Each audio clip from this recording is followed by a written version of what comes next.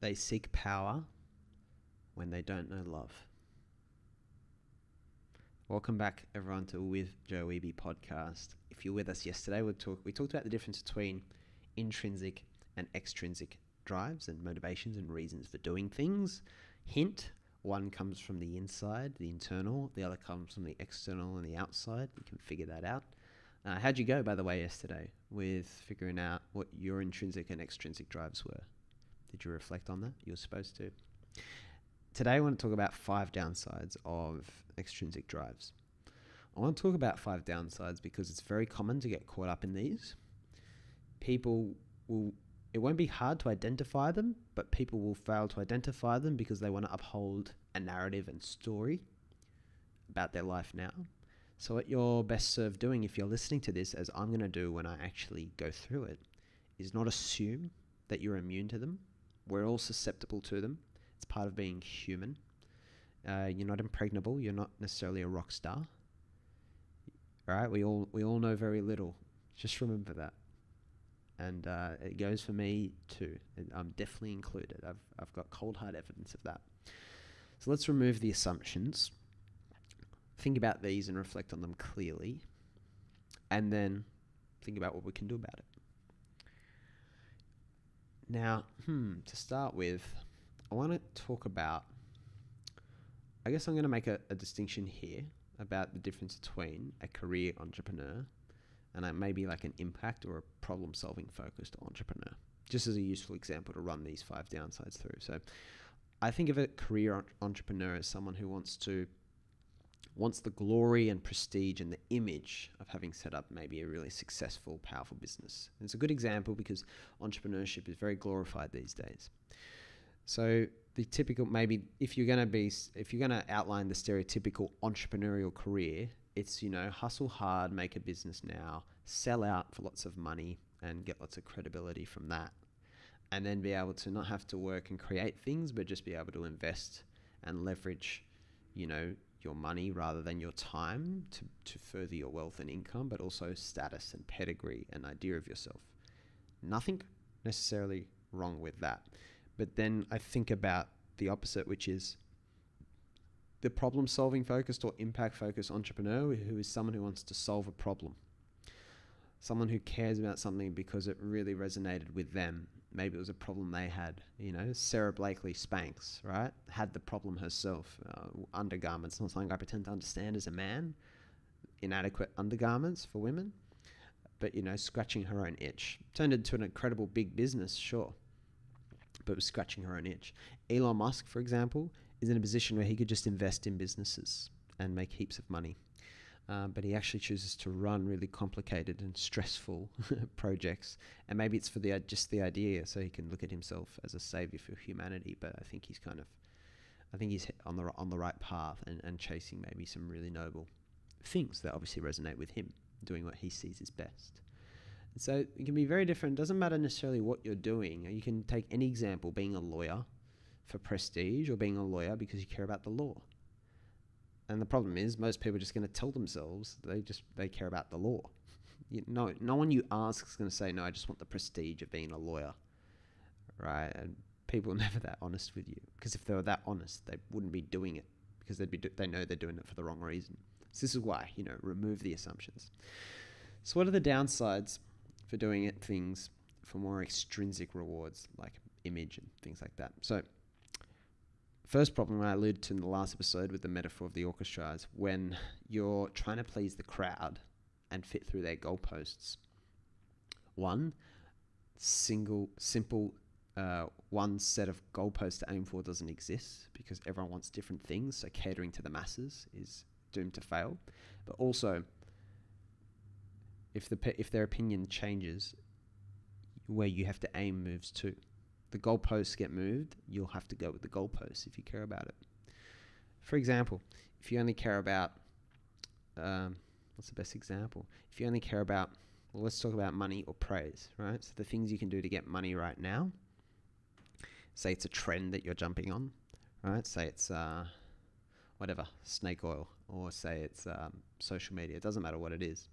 But if you care about money, but then suddenly there's heaps of competition right? There's all these other different businesses in the space. There's all these other people jumping on the movement before you. But you're there to care about money and not solving a problem. Then you have to move on and find something else, right? And if it's praise, if it's something that people praise you for and you do it because of their praise, but then they stop praising you, and that was the study we talked about, like giving kids rewards for drawing. So if the kids care about the reward, once the reward stops, they'll stop doing the thing, right? So it's pretty simple. So if people move the goalposts, you have to move too, which is chaos. Second downside is short-term thinking. So when you're chasing an extrinsic rewards are normally outcomes, which means they come at the end of thing. They're a line in the sand. Not necessarily all of them, because maybe they can be maintained, but they certainly tend to be very short-term things, right? So, for example, if you want money, right? If you want to be filthy rich, right? You're most likely to take the shortest route possible to becoming rich. The irony is that the best way to become rich comes through patience and long-term thinking. I'm not saying this because I'm financially rich at this point in time, but it's pretty easy to observe for anyone who has access to the internet and a few books. So the problem is, if you have to delay gratification, they call it, which is put off making some money now and cashing in for more money later. For example, if you want to buy luxury, if you want to buy a Ferrari or whatever a couple of years into a business, you're taking away money that could be reinvested into the business to make more money later on. So the whole irony is that the worse your delayed gratification, that is, the more you actually like money itself and not the other things involved, the harder it will be to make long-term compromises. And when you look at a lot of the scams and stuff like that have happened, a lot of it comes from short-term thinking. People who really are after extrinsic outcomes are much more short-term in their thinking because they want to get directly to an object, a very shallow thing. Problem is when the substance behind and how you can get those things changes, the whole dynamic shifts, right? Because it's much more about hopping on trends because we want to get rich now. The problem is trends don't last. That's why they're trends. They all go through an evolution cycle. None of them last. So it's super interesting. And I guess you can kind of diagnose yourself with that if you're frustrated, if you're impatient about success and how fast things are happening to you.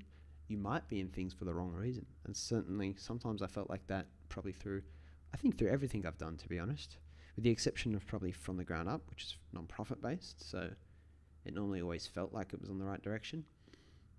But yeah, certainly everything I've done, I've probably fallen back into that mode of thinking at some point, just to be honest. From the podcast to real estate to everything. So, I'm not pretending to have solved all these. Number 3 is 6 out of 10 life. So this builds on number 2. And 6 out of 10 life, I'm not sure if I made a podcast on it, but I've definitely written about it on the blog. And it's this whole idea of the life that's kind of okay, not so bad that you're going to change everything you're doing, but it's not great. And I think maybe even more than 6 out of 10 life, I'd talk about the pleasure treadmill. And they often go hand in hand. The pleasure treadmill episodes 14 to 15. And pleasure is short-term, sporadic, right? Going to a rock concert doesn't make you feel happy the next day, right? An orgasm is a very short moment in time and it's over, right? And, if you haven't had one in a while, it'll be more pleasurable. So this is the way all pleasure, drugs, and everything works. We're homeostatic, right? And that's what we explained with the pleasure treadmill. So when you're caught on the pleasure treadmill, you only get things that make you feel good for a very short while, and then you go back to this very 6 out of 10, not ideal baseline. And when you've only got extrinsic things fulfilling you, they normally struggle to provide ongoing fulfillment. So the downside is, number 3, this whole 6 out of 10 life pleasure treadmill, low, because of the short-term thinking. You're trying to get fruits that everyone else is contesting for. Number 4 is waking up with dread and wasting your life. So if you're living on a pleasure treadmill, just think about it. And, we all get into that headspace every now and then. 6 out of 10 life, very common, nothing to be ashamed about. All right, we all go through lulls and we can kind of journal and reflect and talk to people and kind of unpack it and then move out of it again. And as you get better at it, those periods last shorter and shorter. When you think about it, any time spent on majorly short-term thinking and living on a pleasure treadmill and experiencing 6 out of 10 life is just time wasted. If you do it for 10 years and you're going to live to 90, that's way more than 10% of your life you've spent chasing the wrong rewards. It's time you can't get back. So that should be incentive to then think critically about the extrinsic rewards. Number 5 is that, and the worst, is that things which pursue extrinsically, which are normally very shallow, are viral and contagious. They breed other people. I'll give you a very good example. If you think about Instagram influencers, for example, and say good-looking Instagram influencers, because that's pretty common. So the person who relies on that external validation of getting likes, etc., on social media to uphold an image of themselves as in this example, good-looking person, relies on a constant pleasure treadmill. So they require that idea to be perpetuated over and over. So they need to keep posting and keep putting themselves out there, and hopefully people keep liking and they get more followers, etc. The problem with that is the pleasure treadmill. So it's homeostatic. So the first time, right, is really enjoyable, but then after that, each reward is a diminishing return, which means it doesn't feel as good. The same effort doesn't feel as good. And it's like getting addicted to a drug. You start to adapt to the drug, so you need more and more of the drug to deliver the same high you've had and been used to. And that's the way our homeostatic pleasure kind of sensitivity works.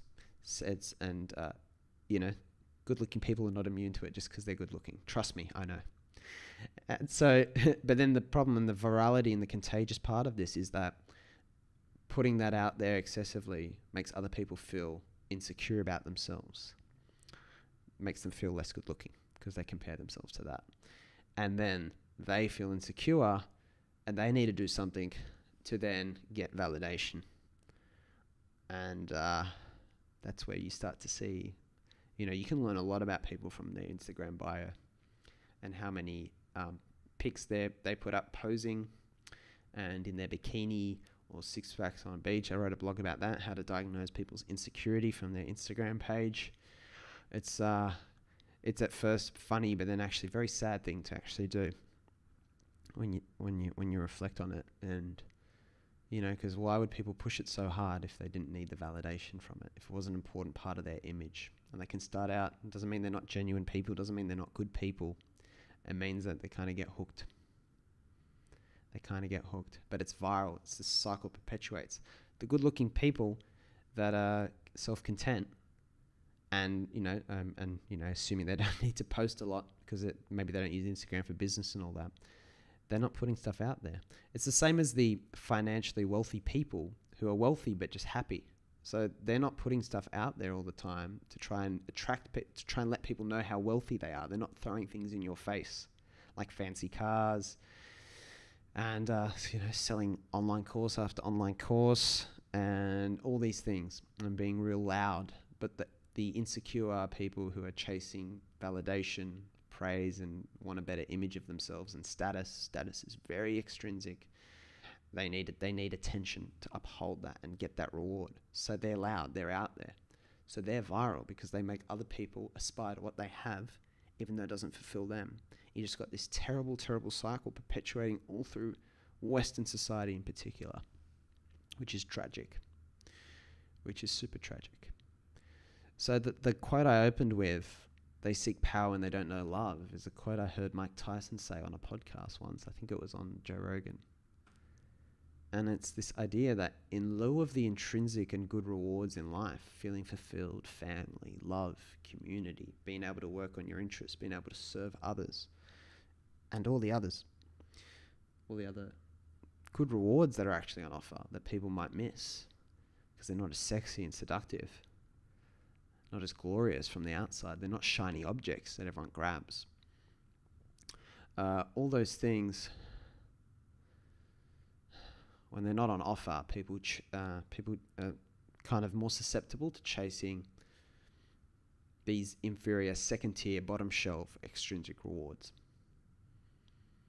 That's simple. But the extrinsic is often, I find, very contagious and viral, especially with social media, because it's more of a distribution mechanism for that than it is for intrinsic rewards. Now, final piece I'll close on is what I call the law of ensuement, which is just, ensuement's not even a word, but it's built on the word ensue, but I just made that up because Shakespeare made up words, so can I. And the law of ensuement is that the great things in life cannot be pursued directly, they're best found indirectly. So it's the whole directness and the short-term thinking, which is often the trap. If you want to find a partner and you go about it too aggressively, you come across as needy and you scare people off. If you desperately want to be rich and want money, you won't be able to delay the gratification and find a way to create value or perceived value that will enable you to really build up any significant wealth. If your whole goal is to do a TED Talk and get widespread respect, well, if you're so focused on the TED Talk, you'll compromise so much to actually get there, and you won't actually have a good message. You'll have probably no message. That's a tool for doing things. That's not an achievement. Or it's a bullshit achievement. So the law of ensuement. All good things must be pursued indirectly. Do good work and be naturally rewarded for it. Genuinely meet people and you'll find people you can love on all sorts of levels. But it's the law of ensuement. Don't want those things directly. Learn how to chase the intrinsic and make that the priority. And then the right extrinsic rewards will find you, but when you get them, they won't even mean as much to you. And that's why the wealthy people, financially wealthy people, who make who are actually really content with their lives as they are, that's why they don't need to go showboat it, because they don't fucking care. That's enough for one day. We're going to keep talking about this theme more in the following podcast. Remember, it's a daily podcast, so you can keep going. There was one before this on intrinsic versus extrinsic, so you can go back to the start if you want to go over that. But apart from that, I just want to thank you for coming again today. There's more blogs and podcast episodes. You can direct all to those through the website, www.withjoewehbe.com. And until tomorrow, just remember, as always, that the best way to open 1,000 doors for you is to concentrate on opening doors for others. And hopefully there's intrinsic rewards behind those doors and not extrinsic ones. But we'll measure it a bit and talk about some of the upsides of extrinsic rewards when we come again tomorrow.